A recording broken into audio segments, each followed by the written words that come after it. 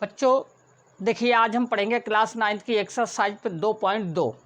इससे पहले हमने आपको एक्सरसाइज 1.1 कराई थी, आपने उसको सीखा। आज हम सीखेंगे 2.2 क्या कह रहा है। यदि पी एक्स बराबर x square minus 2√2 X plus 1 है, तब पी 2√2 का मान ज्ञात कीजिए। कैसे पढ़ते हैं बच्चे, देखिए ये हमारे पास पॉलिनोमियल है पी ऑफ एक्स। कैसे पढ़ते हैं, P of X equal to X square minus 2√2 X plus 1। क्या करेंगे, हमें निकालना है पी 2√2 का मान। तो जहाँ पर एक्स है वहाँ हम 2√2 रख देंगे। तो यहाँ रखेंगे 2√2 का स्क्वायर माइनस 2√2 और एक्स की जगह रख देंगे कितना, 2√2। यहाँ भी रखेंगे 2√2 प्लस 1।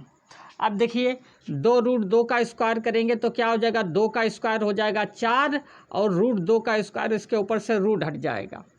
इसी तरीके से 2 और 2 की गुणा करेंगे हो जाएगा 4 और √2 और √2 की गुणा करेंगे तो एक जैसी संख्याओं की जब रूट की गुणा होती है तो उनके ऊपर से रूट हट जाता है। ये हो जाएगा 4 गुणे 2 प्लस 1, ये हो जाएगा 8 और ये हो जाएगा -8 प्लस 1।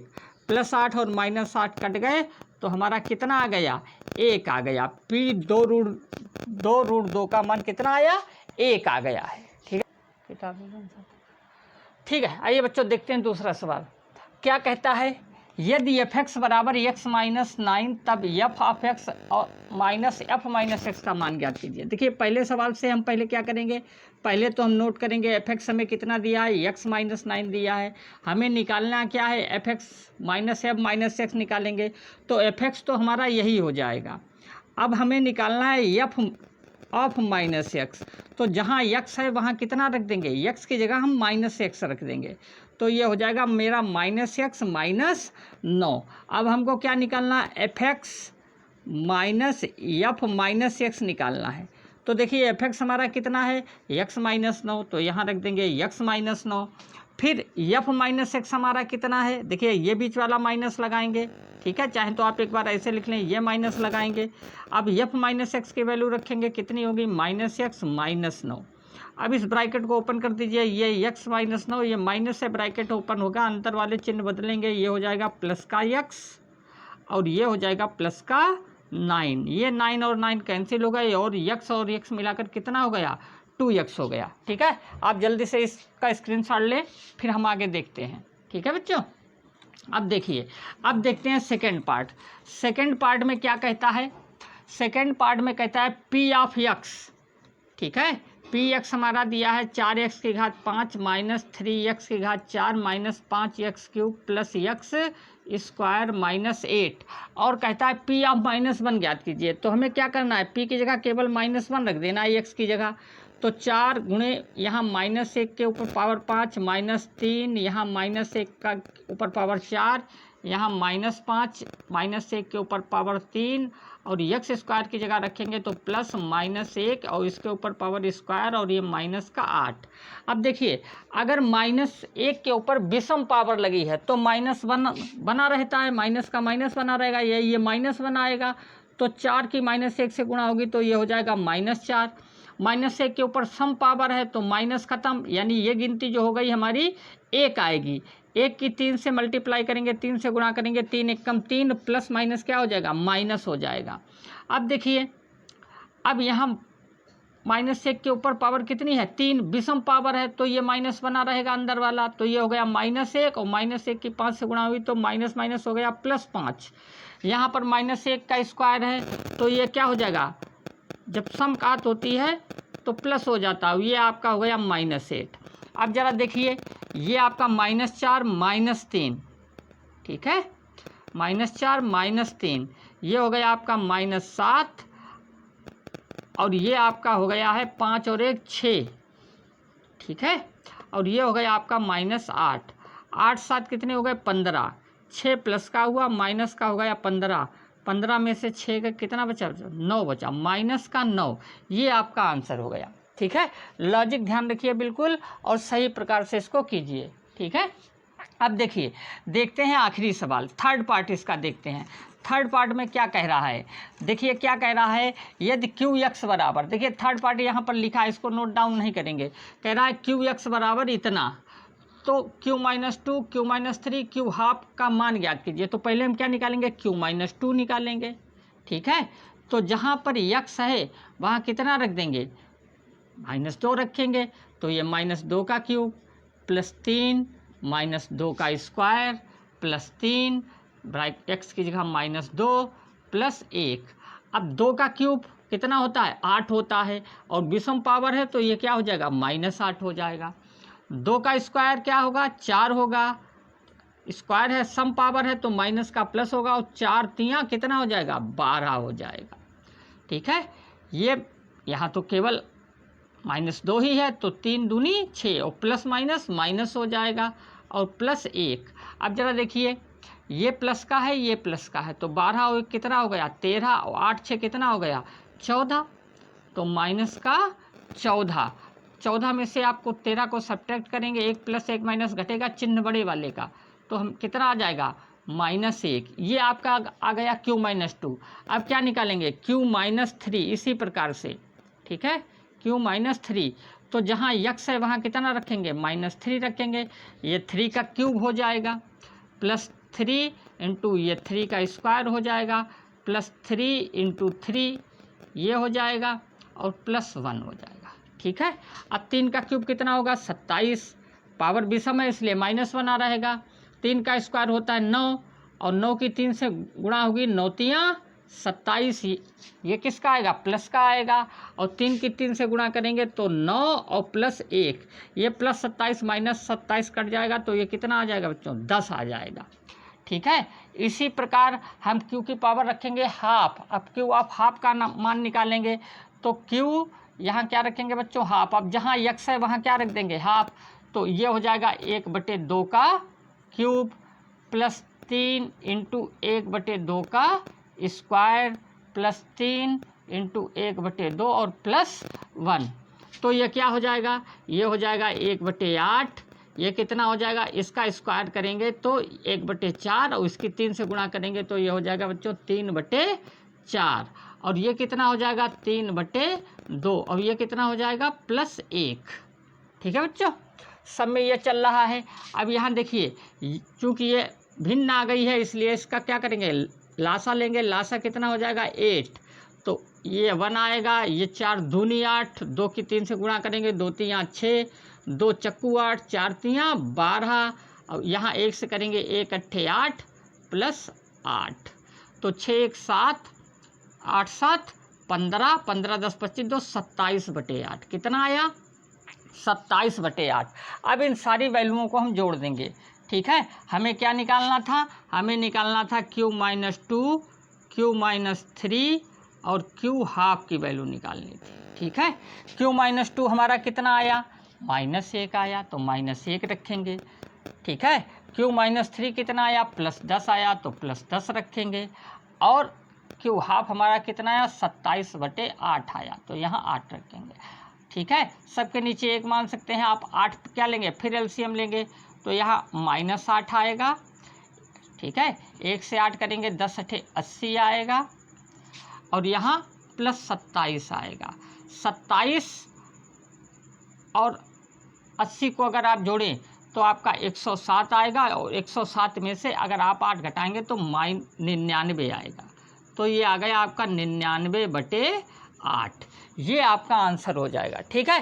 देखिए प्रोसेस यही, अगर कैलकुलेटिव कहीं पर मिस्टेक आती है तो आप भी उसको चेक कर सकते हैं, फिलहाल होने की संभावना नहीं है, लेकिन कहीं पर बाय द वे हो जाए तो आप उसको देखिए बच्चों, 2 सवाल हमने आपको बताया, तीसरा सवाल उन्हीं पर आधारित सवाल है। आपको एक बहुपद दिया है, इस बार वो x स्क्वायर के पद में ना होकर t स्क्वायर के पद में है, और आपसे मान निकलवा रहा है f4 और f−5 का। तो क्या करोगे, जहाँ t है वहाँ 4-5 डाल दोगे, आपसे निकल आएगा, ठीक है। तो तीसरा सवाल आपका होमवर्क हो गया। चौथे सवाल को देखते हैं। चौथा सवाल आपसे कहता है किसी त्रिघातीय बहुपद के कितने शून्य हो सकते हैं, ठीक है। किसकी बात कर रहा है, त्रिघातीय बहुपद की। अब आप समझिए, कोई भी बहुपद में जितनी घातें होंगी उसके शून्यकों की संख्या उतनी होगी। तो त्रिघातीय बहुपद में शून्य कितने होंगे? 3।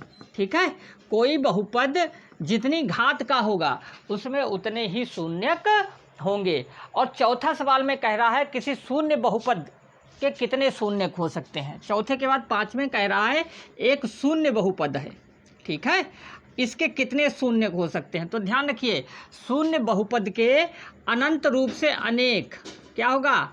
अनंत रूप से अनेक, ठीक है, शून्यक हो सकते हैं। क्योंकि शून्य बहुपद में हम किसी भी पावर को जोड़ सकते हैं, x³ को जोड़ सकते हैं, x², x5 किसी को भी जोड़ सकते हैं, ठीक है, उसके मल्टीपल में लिखा जा सकता है। इसलिए किसी शून्य बहुपद के अनंत रूप से अनेक क्या होते हैं? शून्यक होते हैं। ठीक है, अब हम देखते हैं सवाल नंबर 6 को। ठीक है, सवाल नंबर 6 में कह रहा है एक बहुपद आपको दिया है px, क्या दिया है?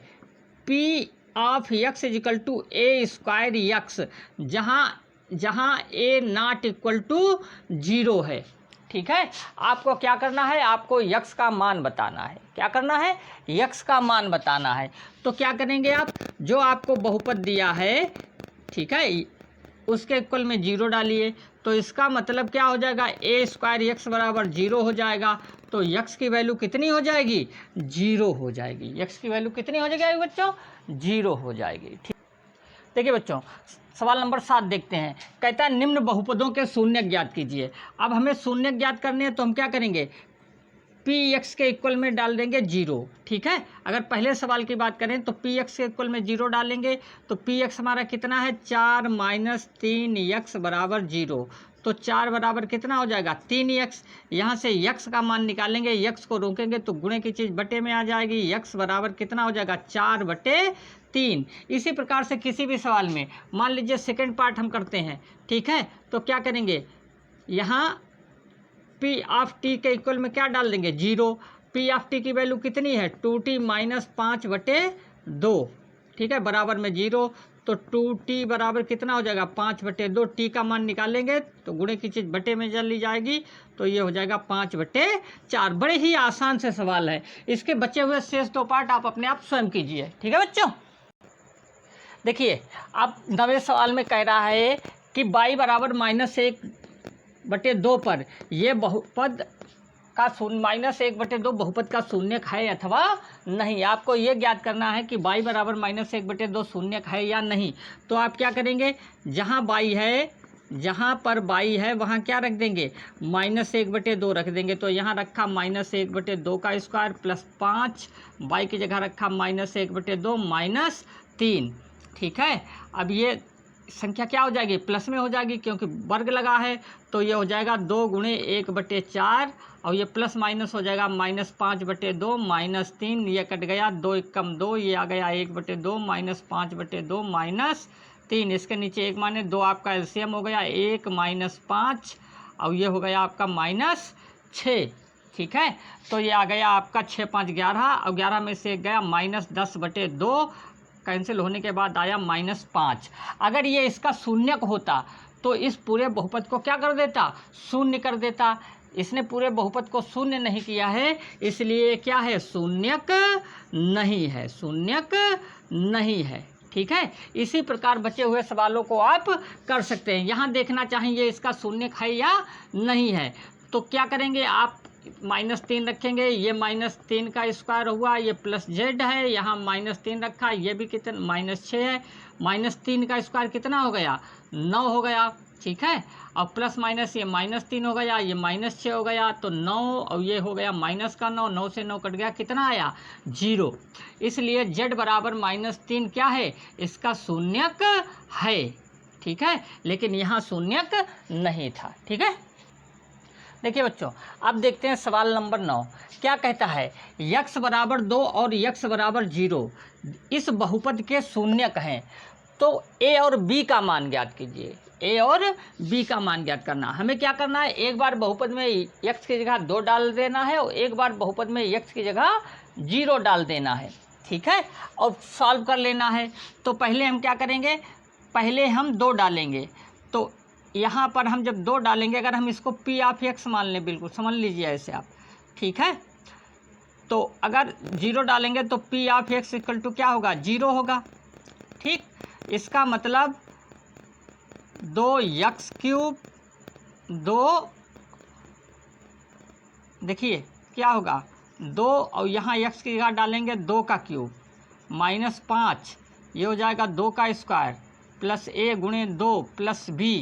ठीक है, और ये पूरा px हमने क्या कर लिया है, 0 कर लिया है, पूरे px को 0 कर लिया है। तो ये 2 का क्यूब 8 और 8 दूनी कितना हो जाएगा 16, ये 2 का स्क्वायर 4 और 4 पंचे कितना हो जाएगा 20, और ये 9 गुणे a गुणे 2, सॉरी क्या है a गुणे 2, तो ये हो जाएगा 2a, ये हो जाएगा प्लस b बराबर में क्या हो जाएगा 0।